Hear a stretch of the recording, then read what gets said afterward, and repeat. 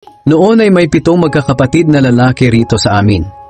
Nag-asawa ang panganay at namatay na walang anak. Kaya ang byuda ay napangasawa ng ikalawang kapatid. Pero namatay din siya na wala silang anak.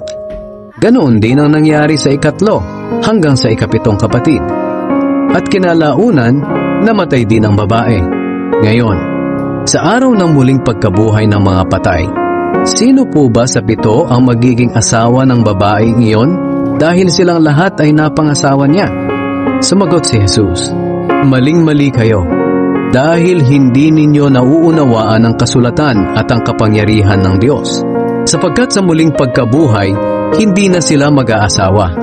Magiging tulad sila ng mga anghel sa langit." Tungkol naman sa muling pagkabuhay, hindi ba ninyo nabasa sa kasulatan ang sinabi ng Diyos sa inyo? Sinabi niya, "Ako ang Diyos nila Abraham, Isaac at Jacob." Hindi siya Diyos ng mga patay, kundi ng mga buhay. Nang marinig ito ng mga tao, namangha sila sa kanyang pagtuturo.